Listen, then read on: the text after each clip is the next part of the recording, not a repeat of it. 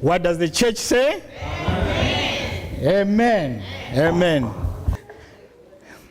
A survey was one time conducted in the United Kingdom. That survey was about radio versus the internet. Radio versus TV and the internet. What they had asked the people was, which one makes you happy? The traditional radio or the modern TV and the internet? The results were surprising.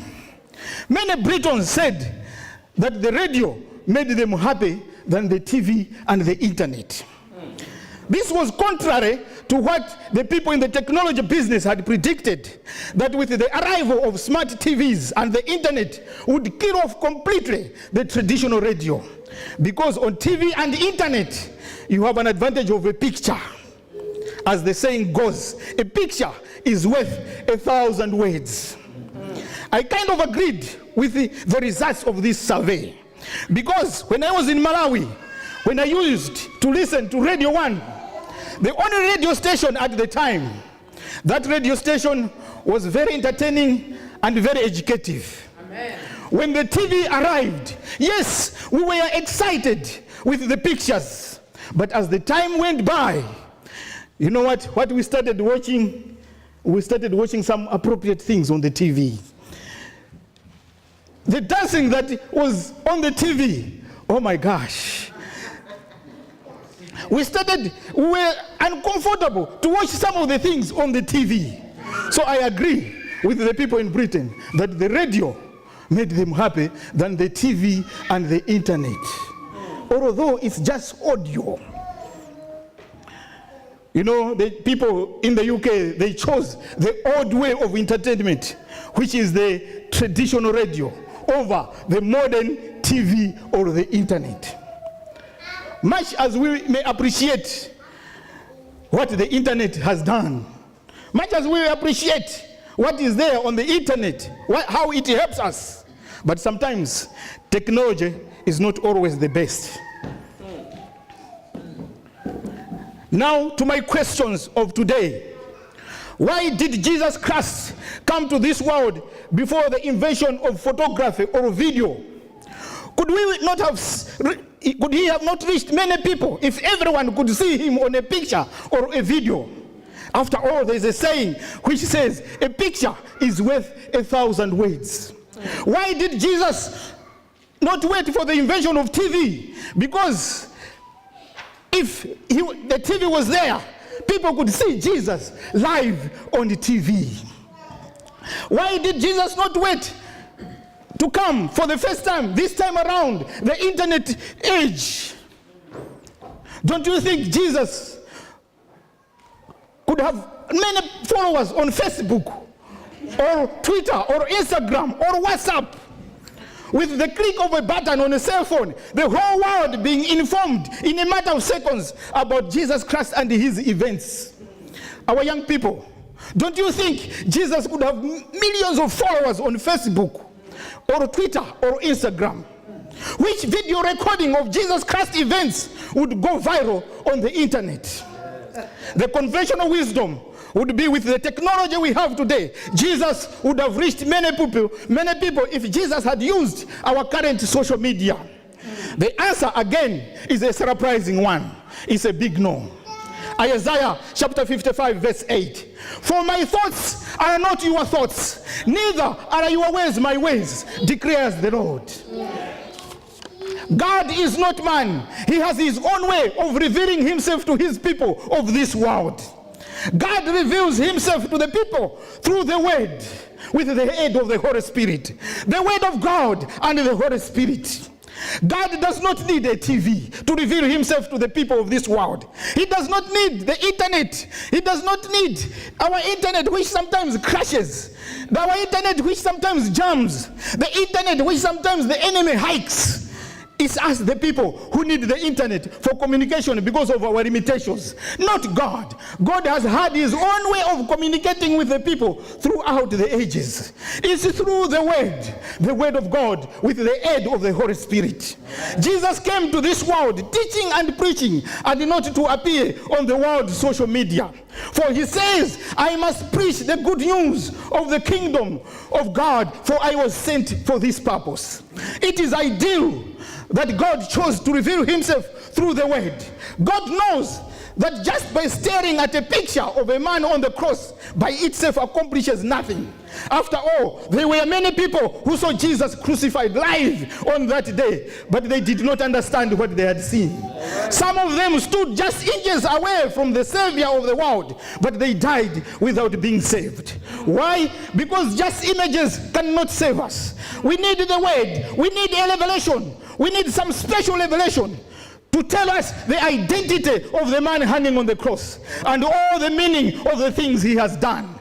That's why God's revelation is a variable revelation. It's through his word, nothing else. Paul says, 1 Corinthians chapter 1 verse 18, for the message of the cross is foolishness to those who are perishing, but to us who are being saved, it is the power of God. The title of my message today, I entitled it, The Word is Worth 1,000 Pictures.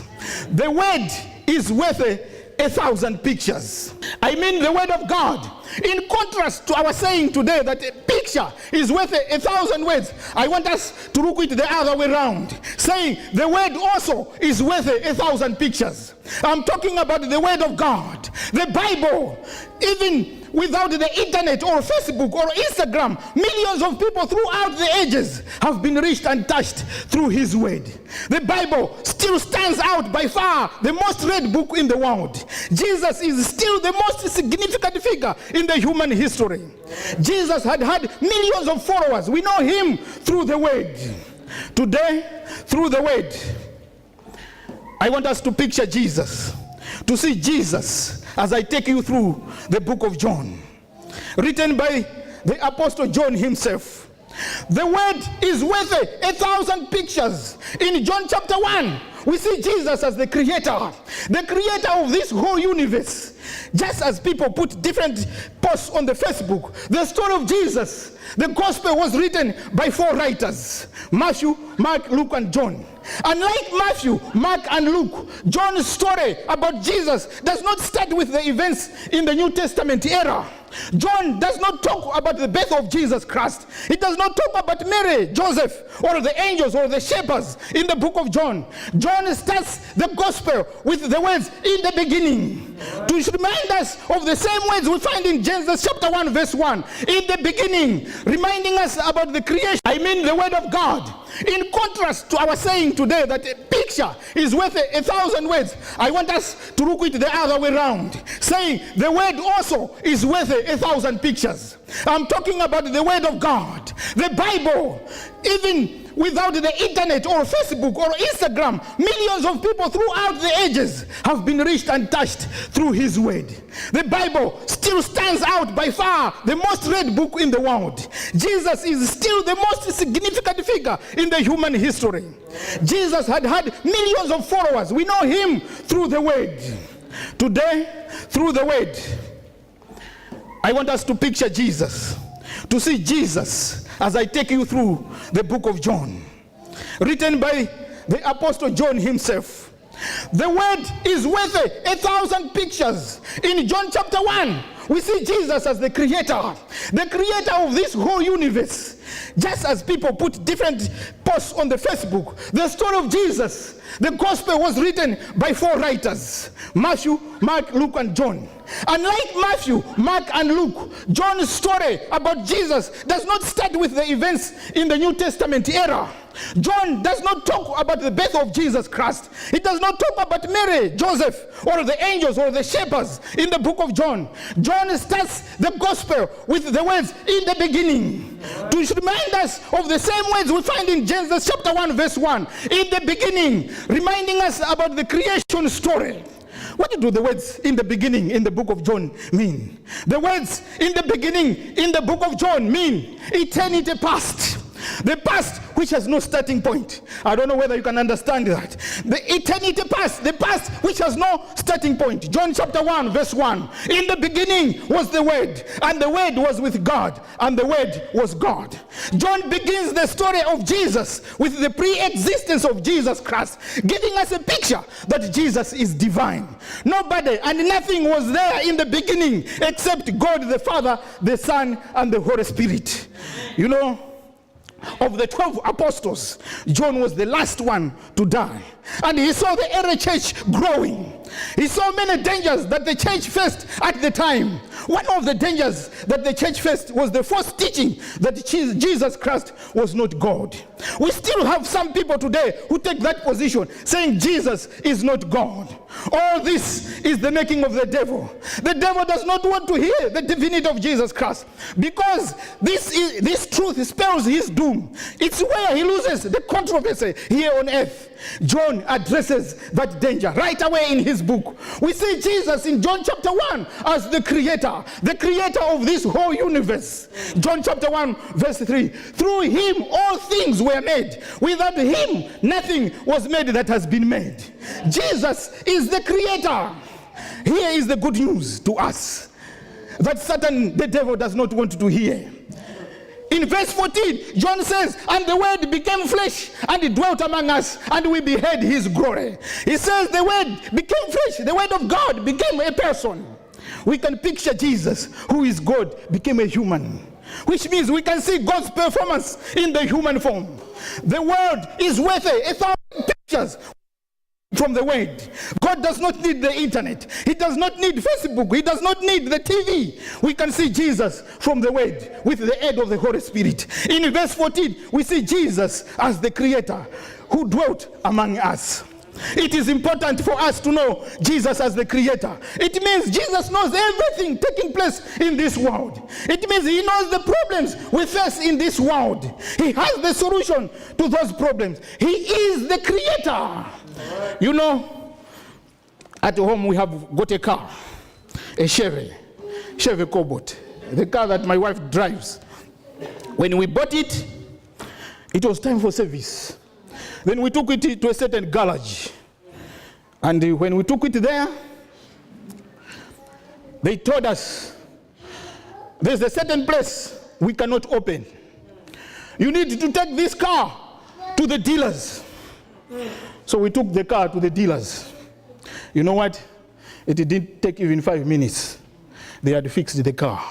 Because they manufactured the car. They know the car. Ladies and gentlemen, where do you take your problems to? Most of us, we take our problems to wrong people. Let's take our problems to Jesus. He's the creator. He knows everything. Amen. Last week, we had Pastor Due here. He spoke from John chapter 2. I also want to speak a little bit about John chapter 2. The Word is worth 1,000 pictures. The Word became flesh and dwelt among us. In John chapter 2, Jesus is in town in the city of Cana in Galilee. We see Jesus in John chapter 2 as one who can perform miracles. Thank Pastor Due for that wonderful lesson. Jesus has been invited to a wedding feast. There is a problem at the wedding feast where Jesus and his disciples were invited. They ran out of refreshments. They ran out of wine. This was a big problem. It was an embarrassment to the organizing committee of the wedding. At this wedding, the wine got finished. Because I guess maybe more people came to the wedding because of Jesus. Because of Jesus who was in attendance. Here's one good thing the organizing committee of this wedding did. It was to invite Jesus at this wedding. Because Jesus became a solution to their problem at this wedding. Ladies and gentlemen, let's invite Jesus in our homes. He will be a solution to the problems we face in our homes. Amen. What are we going to do with the people? All these people, the committee might have asked, thanks to Mary, the mother of Jesus, who was also at the wedding. She directed the servants to Jesus. This is what she said. John chapter 2, verse 5. Whatever he tells you to do, do it. Amen. And Jesus told them to fill 6 water pots with water. And when Jesus had asked the master of ceremony to taste it, right away it was wine. Not just wine, but a better wine than the one before. We picture Jesus performing the first miracle in the city of Cana in Galilee. Whatever he says to you, do it. Ladies and gentlemen, if we do what Jesus tells us to do, we will experience a miracle in our life. Do you know what, ladies and gentlemen? God will not do for us something he knows we can do. Hear me that. God will not do for us something he knows we can do. But what he knows we cannot do, he will do it for us.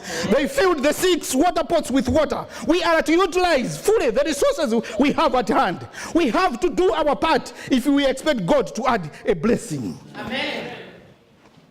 What he says to you, do it. He's saying that even to us today. It's through the Bible, through the word of God. It's the Bible. Let's do what Jesus tells us to do. In any miracle, we have our part to play.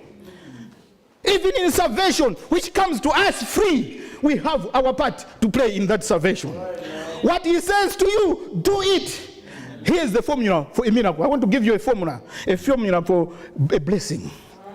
Human effort plus divine effort is equal to a miracle. Human effort plus divine effort is equal to a miracle. Divine effort on its own is not a miracle. Human effort on its own is not a miracle. Human effort plus divine effort is equal to a miracle. What he says to you, do it. That's what Jesus says. You know what? I saw a clip which Mrs. Soko shared. It was about the floods in Malawi. I saw 2 gentlemen who were trapped in the floods. And the people on the dry land, they were telling these people, stay there, don't try to swim, just stay there, the helicopter is coming to rescue you. So these guys, the 2 gentlemen, stood right there. And soon, the helicopter came with a rope extended downwards. And the people in the helicopter, what they were saying is, you hold the rope, we wanted to rescue you. Ladies and gentlemen, much as the people in the helicopter wanted to rescue the 2 people, if they did not hold the rope, what would happen? They would die. But they had to hold the rope, and they were rescued to the dry land. Ladies and gentlemen, whatever he tells you to do, do it. God will do the rest. Ladies and gentlemen, the word is worth 1,000 pictures. The word became flesh and it dwelt among us. In John chapter 4, we picture Jesus with the Samaritan woman at Jacob's well. We see Jesus in chapter 4 as one who breaks down barriers and brings happiness to all people regardless of background. Picture Jesus, a Jew in Samaria. This was a very unusual meeting by all count. A Jew was not supposed to be found in Samaria in the first place. The Jews hated the Samaritans. There were no dealings between them. There was great animosity between them. Number 2, because of that, they say a Jew, when he's traveling from north to south, they say he opted to travel a longer route to bypass Samaria. They say he would opt to cross the river Jordan twice if he is traveling from north to south in order to avoid Samaria. Number 3, amongst the Jews, it was considered highly improper, especially a rabbi, to converse with a woman in public. Not even your own wife. Really? A rabbi was not supposed to be seen with any woman in public at all. But thank you, Jesus. We picture Jesus. He defied all odds and met this heartbroken Samaritan woman. The Samaritan woman had been looking for happiness. We read in the story that she was divorced 5 times. And the man she had, the current man, was another man's husband. Meaning, she met 6 men in her life, searching for happiness, but she could not find happiness. She found happiness from Jesus. And Jesus was the number 7 man. Ladies and gentlemen, I want you to try this man, Jesus. He's number 7. He will give you both joy and happiness. Try Jesus. He will make a difference in your life. He is number 7. He will not fail you. The number 7 in the Bible is a special number. Jesus, number 7, knows your problems. Tell Jesus your problems. The Samaritan woman had found a true good friend. When the disciples came and saw Jesus with the Samaritan woman, they were surprised. What has become of our master? Our master is with a woman, not just a woman, but a Samaritan woman. In the first place, the disciples did not know the mission of Jesus. The mission of Jesus was to break down all barriers and bring happiness to all people, regardless of their background. Try this man, Jesus, will make a difference in your life. LeBron James in basketball wears number 23. But I want to introduce you Jesus, number 7. He will be a game changer in your life. Try him, he will not fail. Try him. The word is worth 1,000 pictures. The word became flesh and dwelt among us. In John chapter 5, we see Jesus as a physician, as a specialist. Do I have medical personnel in here? A physician who gives orders. In John chapter 5, we picture Jesus at the pool of Bethsaida. Many sick people gathered at this pool with the hope that when water is stirred up and you jump in first, you got healed. This was the problem at the pool, because if you are weak, you could not jump in first. If you are weak, as most sick people are, it was difficult for you to jump in first. The word of God says a certain man was there who was sick for 38 years, failing to jump into the waters. And there was nobody to help him because everybody was fighting for his own. But when this man met Jesus, Jesus said to this man, "Do you want to get healed?" Jesus, the physician, gave the order, "Get your mat and walk." And the paralyzed man took the order and he walked. Ladies and gentlemen, how long has been your problem? Have you given up on Jesus? The man was sick for 38 years. He still waited at the pool. Ladies and gentlemen, never give up on Jesus. He will come and visit you at the appropriate time. Wait for God's time, not your time, but God's time. Amen. In John chapter 8, we see Jesus as the pardoner of sin. In John chapter 8, we picture Jesus with the scribes and the Pharisees who brought a woman who was caught in adultery. They said, according to the law of Moses, she needed to be stoned. First, you see the unfairness of the scribes and the Pharisees. Where was the man who was with the woman? They had said, well, they had caught her in the act, but they brought one person, and a woman for that matter, ready to stone her. Picture Jesus bending down and writing on the ground. And Jesus said to them, "Let him who is without sin be the first one to throw a stone at her." Picture Jesus writing, and picture the scribes and the Pharisees after reading and after hearing what Jesus had said. They all fled. They left. And Jesus was left alone with the woman. Jesus said to the woman, "Neither do I condemn you. Go and sin no more." That's my Jesus. If we become humble and confess our sins, Jesus will do what he did with this woman. She went and sinned no more. Case closed. That's it. Ladies and gentlemen, this is why I like Jesus. The scribes and the Pharisees hated the sinner, but they loved the sin. What of my Jesus loved the sinner, but he hated the sin. Amen. Ladies and gentlemen, we need to get rid of the sin which is in us.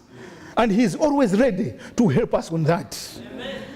Jesus hates the sin, not the sinner.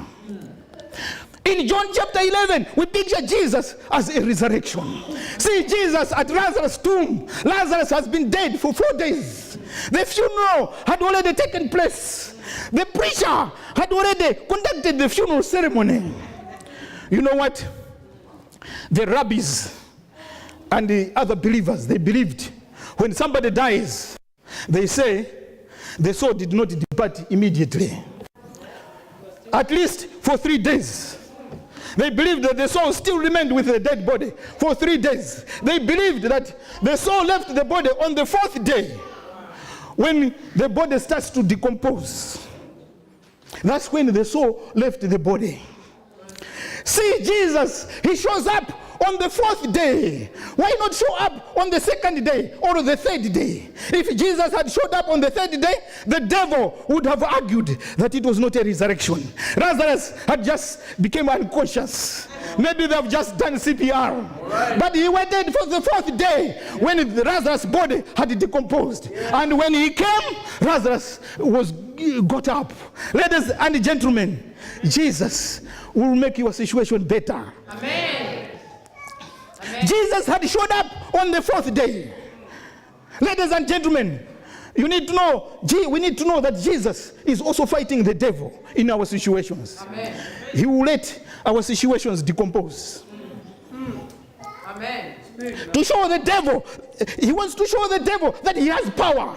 So he will let our situation sometimes to decompose. Amen. But here is the good news. Even when the problem decomposes, but when Jesus shows up, he will fix it. Whether it is 4 days or 100 days, it doesn't matter. He is the creator. He is God. He will fix it without fail. Amen. In John chapter 11:25, Jesus said, I am the resurrection and the life. Whoever believes in me, even if he dies, he shall be live again. Ladies and gentlemen, Lazarus came forth just by the words of Jesus. We learn from the story of Lazarus that to Jesus a delay is not a denial. Don't lose hope. Jesus will show up one day. Yes. No matter how hopeless your situation may be, when he shows up, he will fix it. Right. Just wait on him. In John chapter 12, we see Jesus as the Lamb of God.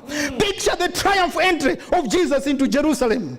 See Jesus riding the donkey with a great crowd, giving him the red carpet treatment. The crowd shouted, Hosanna, blessed is he who comes in the name of the Lord. Blessed the King of Israel. Mind you, this was the time of the Passover. Many people had gathered in Jerusalem. The people in Jerusalem joined this crowd singing Hosanna as Jesus went into Jerusalem. You know what? Never before in his earthly ministry had Jesus permitted such a demonstration. Jesus clearly foresaw the dangers of such a demonstration. The government leaders would charge him with treason. The religious leaders would charge him with blasphemy. Jesus knew the consequences of this march, that he was to die. Yet Jesus went ahead with this march because time had come. Jesus was to be presented publicly to the people as the Lamb of God in Jerusalem. At the Passover celebration, where many people had gathered from all walks of life, it was necessary for everyone to see him as the Lamb of God at the Passover. Jesus was ready to die as the ultimate sacrifice. And everybody to see him, he comes into Jerusalem. You know, I haven't killed sheep, but those who have killed sheep, they say the sheep comes and gives you the head so that you can kill it. Jesus, riding a donkey, presented himself in Jerusalem at the Passover feast, ready to die as a sacrifice for you and me. The word is worth 1,000 pictures. The word became flesh and dwelt among us. Here's the main reason why the word became flesh and dwelt among us. The word became flesh to die and save the human race. We see Jesus in John chapter 19 as the Savior. Picture him as he suffers on his way to Calvary. See him hanging on the cross and saying the words, "It is finished." Jesus had completed the work his Father had given him to do. Every step in the plan of redemption laid at the beginning had been completed according to schedule. The devil had been unsuccessful in his attempt to overthrow that plan. It is finished, Jesus said. Christ's victory assured the salvation for man. The redemption story, which we are the beneficiaries, was completed. Hallelujah. Amen. In John chapter 21, we see Jesus as the conqueror of death. The story of Jesus does not end with his death, but it continues with his resurrection. Amen. Many religious leaders today in our history, great as they may have been, their stories end with their death. They write on their tombs, born in 560 AD and he died in 642 AD. That's it, the end. Ladies and gentlemen, but in John chapter 21, we picture Jesus with the empty tomb where Jesus had laid. Jesus had risen from the dead. The story of Jesus continues from the empty tomb. As Christians, we have hope beyond the grave. Ladies and gentlemen, I want to invite you to this hope in Jesus Christ. Today, if you look what is happening around the world today, the world is in total chaos. Ladies and gentlemen, you go to Europe, it's chaos. You go to Asia, it's chaos. You go to Africa, it's chaos. You come to America, it's chaos. The only option we have is Jesus Christ. Nothing else. Jesus is our creator. The good news we have is the word became flesh and it dwelt among us to save us. Yes, the word is worth 1,000 pictures. May God bless you all. Amen. Amen.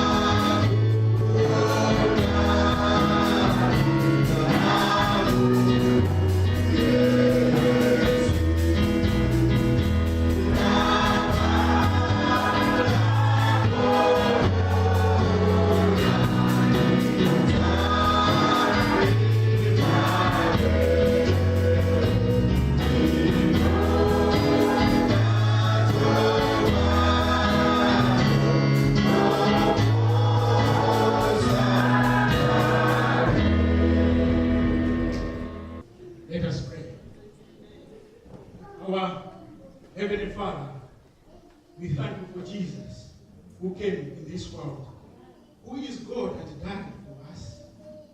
Lord, we ask you to help us in this life so that we can walk with you. We know we live in a difficult world.